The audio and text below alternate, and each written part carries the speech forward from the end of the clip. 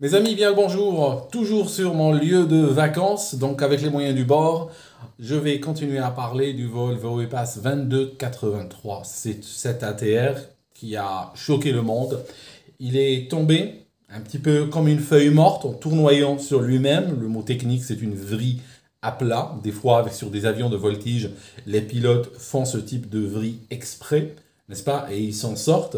Par contre, sur des avions de ligne, il n'y a aucun mode de panne ou il n'y a aucune erreur qui est prise isolément qui peut mettre un avion dans cette situation. Ces avions ne sont pas prévus pour aller dans ce genre de situation. Donc, il y a un autre canal, AT Chouette, j'ai regardé tout à l'heure, il a fait une vidéo très intéressante sur ce sujet-là, en l'abordant sous le plan du pilotage. C'est une vidéo qui a beaucoup de mérite. Je vais aborder la question, juste pour que ça ne vous fasse pas des redites. Il a très très bien couvert le givrage et tout ça. Je vais vous parler plutôt sur le plan de la réglementation et de la construction de l'avion, comme on le fait souvent sur ce canal d'ailleurs. Alors, tout d'abord, une question qui est revenue souvent, bruit d'hélico, comme ce que vous êtes en train d'entendre maintenant, donc bruit d'hélico.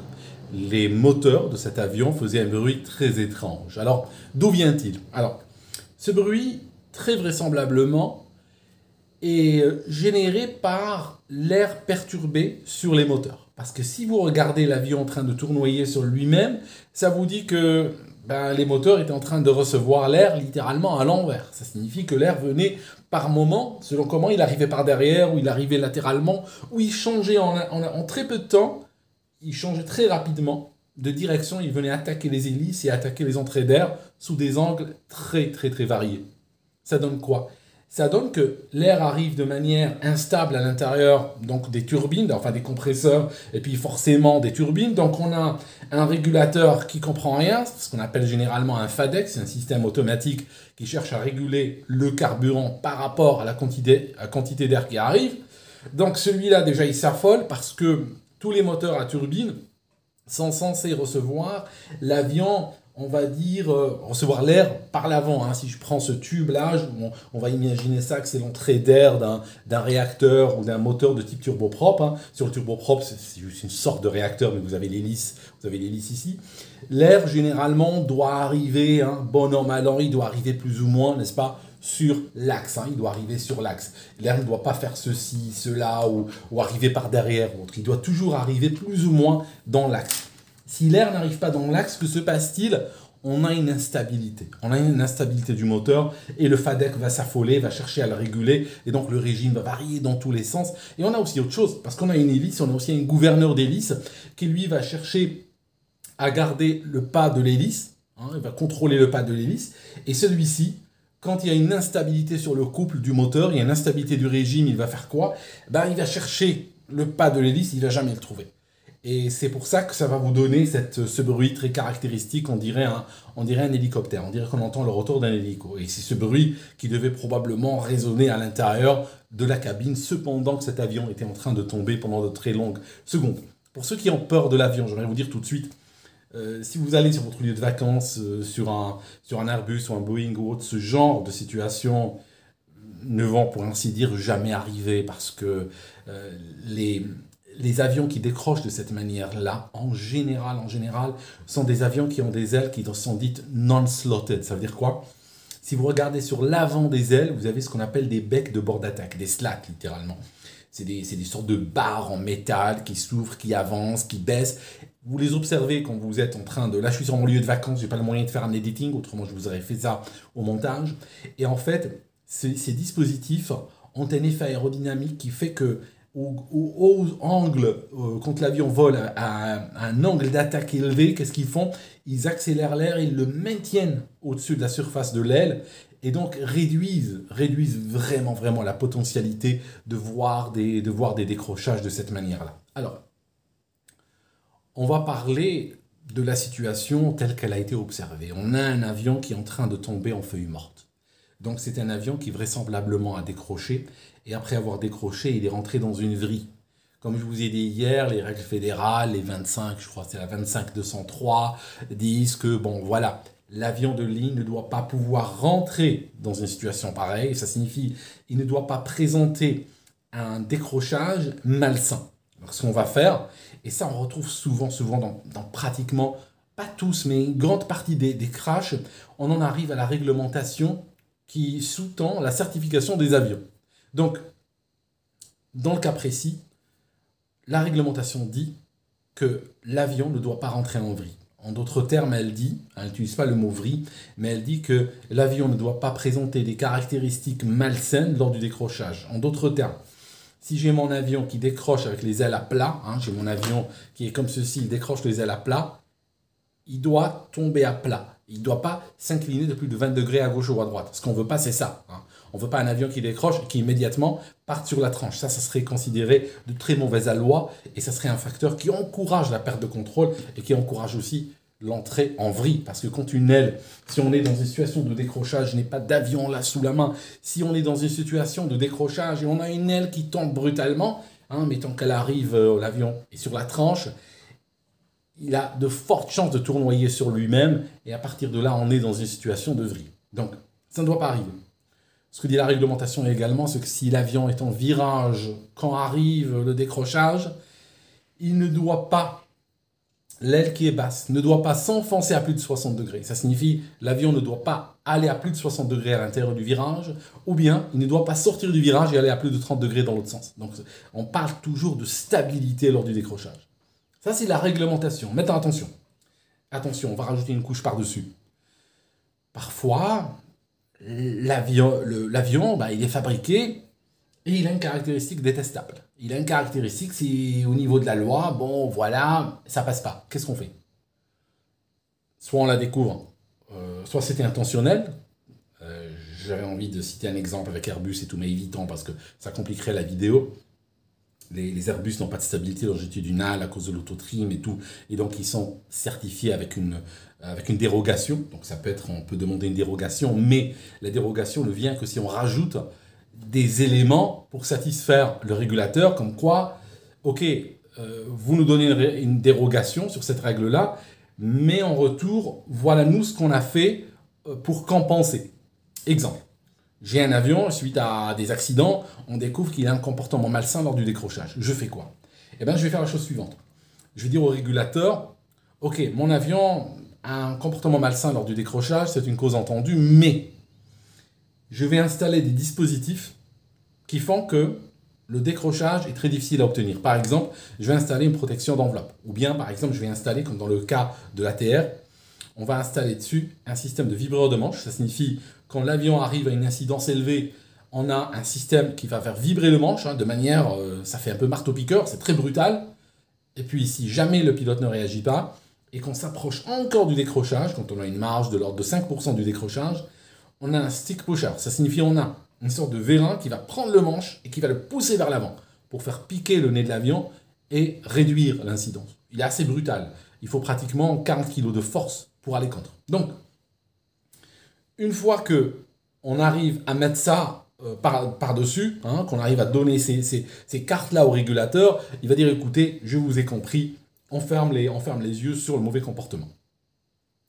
Maintenant, il y a encore deux couches dont je vais vous parler vers la fin de la vidéo, mais il y a déjà un souci. Le souci, c'est quoi? Le souci, c'est que si on est dans un ATR, et qu'on le fasse évoluer dans un milieu où il y a du givrage. Le givrage va se déposer sur les ailes, il va changer le profil aérodynamique et le rendre il va rendre le décrochage beaucoup plus probable. Que va-t-il se passer? On abaisse l'angle de décrochage.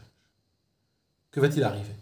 On va avoir un décrochage sans même avoir l'alerte décrochage, ou avoir un vibreur de manche, ou encore moins avoir un pousseur de manche. Ça veut dire que l'incidence, mettons, je donne un chiffre au hasard, c'est pas vraiment les chiffres c'est pas les chiffres de l'ATR, mais je donne des chiffres au hasard.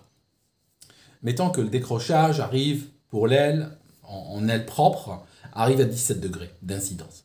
Donc, mettons qu'on va introduire des systèmes qui, à partir de 15-16 degrés, commencent justement à avertir le pilote, à empêcher le décrochage et tout. Vous voyez, ça, c'est le cas normal. Mais mettons qu'on a une aile contaminée par du givrage, et que cette fois-ci, elle décroche à 14 degrés.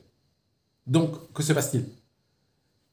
On arrive à 14 degrés, on décroche, sans que jamais on ait eu la moindre alerte, ou qu'on ait eu le stick pusher, ou qu'on ait eu quoi que ce soit. Si cet avion, on lui a permis de voler avec un comportement malsain, par exemple, une propension à partir sur le côté quand il décroche, eh bien, ce comportement malsain, on va le retrouver dans toute sa dignité, alors que tous les moyens de protection n'ont rien vu. J'ai échangé avec un pilote d'ATR, et je remercie tous les pilotes qui, pour chaque vidéo, viennent me donner des éléments techniques, partagent avec moi des dossiers, des screenshots, tout ça. Vraiment, merci beaucoup. Et en fait, sur l'ATR, lui, sur le même type d'ATR qui s'est écrasé, sur l'ATR 72500, il y a un dispositif qui fait que lorsque le pilote actionne les systèmes anti-givrage, quand il actionne les systèmes anti-givrage, le système se dit « Ah bon, l'avion est en train d'évoluer dans des conditions givrantes. » Donc qu'est-ce qu'il fait? Automatiquement, il va baisser le seuil d'alerte des systèmes dont je vous ai parlé. Ça signifie le vibreur de manche et le stick pusher. Il va il dire « Ok, on est en situation de givre, donc je vais les déclencher beaucoup plus tôt. » Donc, ceci donne deux situations. C'est que si le pilote évolue en conditions givrantes, mais n'utilise pas les systèmes anti-givrage, des ailes, des hélices et tout ça, eh bien, l'avion ne sait pas qu'il est en train d'évoluer en situation givrante, et l'avion ne va pas abaisser le seuil des alertes, de sorte que l'avion peut décrocher de lui-même sans qu'on ait entendu la moindre alerte. Il y a ça. Il y a aussi le cas pour le givrage sévère, que l'ATR n'est pas censé supporter. Ça veut dire, il ne le supporte pas dans quel sens? Dans quel sens? Si on rentre en givrage sévère, il faut faire demi-tour et en sortir. Hein, donc c'est pas toléré, on ne va pas voyager à travers. On fait demi-tour et on sort. Donc, en cas de givrage sévère, si on persiste et on reste parce qu'il n'y a pas le choix, parce qu'on est coincé, parce que c'est comme ça et on n'a pas trouvé de solution immédiate sur le moment, ou qu'on n'a pas réalisé qu'on était en givrage sévère, on peut avoir un décrochage également sans avoir compris ce qui se passe. L'autre chose, et ce pilote m'en parlait, c'était le pilote automatique. Parce que le pilote automatique, on va le voir dans de nombreuses situations, il va tout simplement cacher le problème. Parce que vous avez un avion, il a un mauvais comportement, il commence à accumuler de la glace, hein, il commence à accumuler du givre sur les ailes de manière symétrique ou non. Le givre s'accumule, l'avion commence à avoir un comportement bizarre. Ça signifie, mais comment réaliser que le comportement est bizarre? Comment on le sait? On le sait si on l'a en main. Si on a le manche en main, on commence à réaliser que l'avion se comporte bizarrement. On commence à sentir qu'il a tendance à peut-être vouloir s'incliner dans une direction, qu'il a tendance à vouloir s'enfoncer, puis il faut tirer sur le manche pour compenser sans arrêt, qu'il faut qu'on mette du trim sans cesse pour le garder en vol, qu'il commence à perdre de la vitesse, qu'on doit rajouter des gaz de manière un petit peu étrange, qu'on a mis peut-être trop de gaz par rapport à là où on se trouve, hein, d'accord? C'est ce genre de choses, c'est des signaux subtils qu'on peut constater si on a l'avion en main. Mais le problème, c'est que si l'avion est sous pilote automatique, eh bien, c'est le pilote automatique qui va contrôler tout. Donc il va contrôler, par exemple, il va garder les ailes à l'horizontale, et on va peut-être pas réaliser qu'il travaille un peu trop au manche pour garder les ailes horizontales. Il va commencer à cabrer l'avion et envoyer du trim vers le haut, mais peut-être qu'on ne le remarquera pas. Et puis, il va commencer à rajouter plus de gaz pour garder une vitesse de consigne. Et ça, on ne le constate pas si vraiment on n'a pas une connaissance hyper intime de son avion, puis si on n'est pas vraiment en train de chercher ces problèmes-là, si vraiment on n'est pas en train de les chercher. Le souci, c'est que l'avion reste dans cette situation, puis vient un moment, le pilote automatique lâche l'affaire, hein, il a des circuits internes qui font qu'il y a des conditions à partir desquelles il dit « Écoutez les gars, moi je ne peux plus gérer ça ». Il lâche, et quand il lâche, qu'est-ce qui se passe? Eh bien, au moment où il lâche, c'est la cata. Ça signifie que le pilote se retrouve avec un avion ingérable. Surtout que le pilote automatique, quand il lâche vraiment in extremis. Ça signifie il est très performant, il est tellement performant que si le pilote automatique finit juste par dire « Bon, moi j'en ai ras le bol, je lâche », c'est que c'est sérieux. Donc quand le pilote humain le prend en main, il réalise qu'il a un avion qui fait n'importe quoi. Voilà. Et à partir de là, bonne chance. Se retrouver avec un avion qui est dans les turbulences, qui est dans les nuages, visibilité zéro, et qui est en train de présenter des caractéristiques extrêmement malsaines sur le plan aérodynamique, allez le sauver. Donc là, ce qu'il apparaît, c'est qu'il y a eu un coup de montagne russe. Ça signifie que il y a eu probablement, ça signifie que l'avion est parti, il a fait une ressource, hein, il est parti vers le haut. Il est parti vers le haut, donc il a dû avoir quelqu'un a dû tirer sur le manche à un moment donné. Hein, on est dans une situation où quelqu'un a voulu le récupérer en tirant sur le manche. Donc probablement de manière assez brutale, hein, n'est-ce pas, qui a justifié de partir comme ça vers le ciel. Et puis par la suite, quand on part vers le haut d'une manière aussi brutale, on est dans une situation qui n'est pas pérenne. Ça signifie qu'on est en train d'échanger de la vitesse contre de l'altitude. Ça signifie qu'on est en train de perdre de la vitesse et en même temps on est en train de gagner de l'altitude très rapidement. Mais un avion ne peut pas continuer comme ça jusqu'à la stratosphère. Il viendra un moment où ça va s'arrêter ce jeu. Et ce jeu s'arrête à un moment donné où l'avion se retrouve avec une vitesse extrêmement faible. Ça signifie une vitesse d'avancée, une vitesse horizontale qui est très faible. On a vu des fois des avions décrocher sur des décrochages. Je crois que il y avait un appareil, c'était un China Airlines, j'en avais parlé dans cette vidéo. Ça n'était pas lié au givre, c'est lié à une erreur de pilotage, c'est celui-là. Une sorte de remise des gaz mal faite. Hein. Je crois que c'est le copilote qui a appuyé sur le bouton remise des gaz et les manettes sont parties. Et puis le capitaine s'est battu contre pour empêcher la remise des gaz. Et puis voilà, l'avion a fini en fait par faire une ressource verticale, comme ceci. Et la vitesse était tombée à 40 nœuds ou quelque chose comme ça. Ça signifie que l'avion de ligne était à 60 km/h. Et on parlait d'un avion de type Airbus A300. Hein. Donc vous voyez le truc. Hein. Ça signifie qu'il était littéralement à l'arrêt. Hein. Si quelqu'un avait pu le voir visuellement, hein, on dirait qu'il est à l'arrêt. Et à partir de là, bon, il est tombé, il a tué pratiquement tout le monde.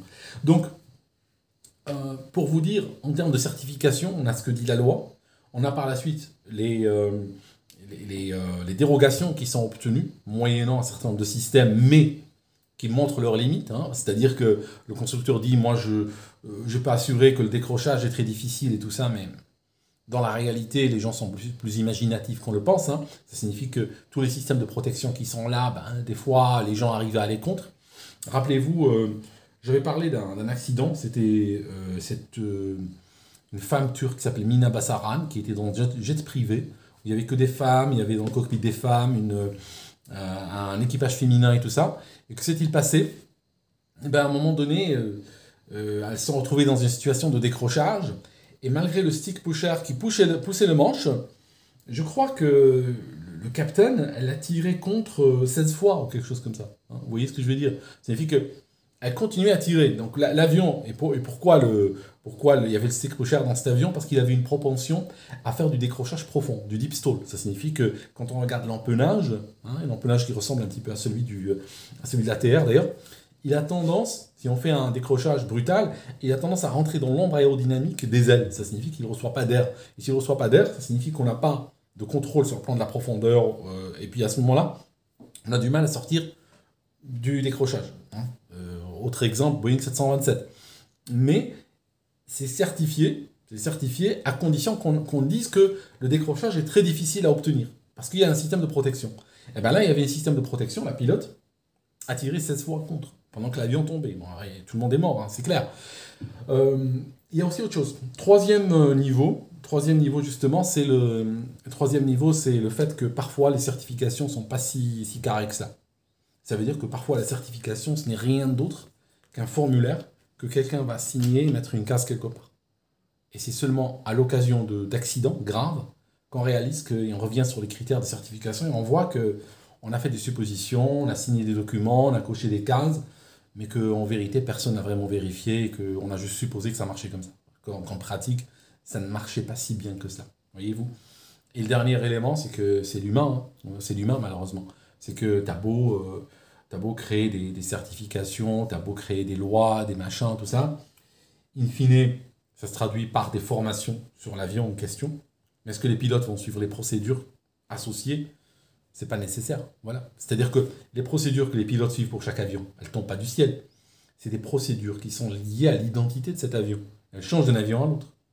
Et c'est des procédures qui viennent prendre leurs racines dans la manière dont il a été construit, la manière dont il a été certifié, les dérogations qui ont été données et tout ça. Et tout ça se traduit parfois de manière pas explicable, pas claire, pas nette, dans des procédures qu'il faut appliquer à la lettre. Parce qu'on dévie des procédures, on va dévier de suppositions qui ont été faites pour certifier cet avion même. Et donc à ce moment-là, bon voilà, on peut se retrouver avec du morflage. Voilà mes amis, merci d'avoir écouté cette vidéo jusqu'ici. Au passage, je vous donne des nouvelles sans arrêt de la capsule Boeing, hein, cette capsule qui est montée vers l'ISS, la Station Spatiale Internationale, le 5 juin, qui devait revenir le 14 juin. Elle est toujours coincée, on est au mois d'août. Il y a 2 astronautes américains qui ne peuvent pas revenir, hein, ils sont coincés dans l'espace. On pense qu'on pourra les retourner sur Terre peut-être en février 2025. Donc voilà, c'était une très très mauvaise idée d'être parti sur une capsule Boeing, parce que ceux qui sont partis sur des capsules Soyuz ou des capsules de type SpaceX ou autres, eux n'ont pas ce genre de problème. Mais il semblerait que la capsule a connu 5 pannes moteurs sur les 28 moteurs qu'elle a, c'est des moteurs de fusée, 5 sur 28, hein, ce qui est énorme. Elle a une fuite d'hélium qui est là pour pressuriser les circuits de carburant. Ben, l'hélium a fui dans l'espace. Et puis le troisième problème qu'il vient d'annoncer, c'est qu'il y a un problème de logiciel. Ça signifie qu'elle ils ne peuvent même pas la jeter. C'est-à-dire que maintenant, elle peut rentrer sur Terre qu'en pilotage manuel. Ça signifie que quelqu'un doit être dedans. Si personne n'est dedans, bon, voilà, elle n'est pas pilotable. Parce que le logiciel a encore à foirer. Donc, franchement, on se demande comment ils font chez Boeing. Je ne sais pas, c'est très difficile à comprendre, mais c'est comme ça. Merci mes amis d'avoir écouté cette vidéo jusqu'ici et on se voit dans une prochaine.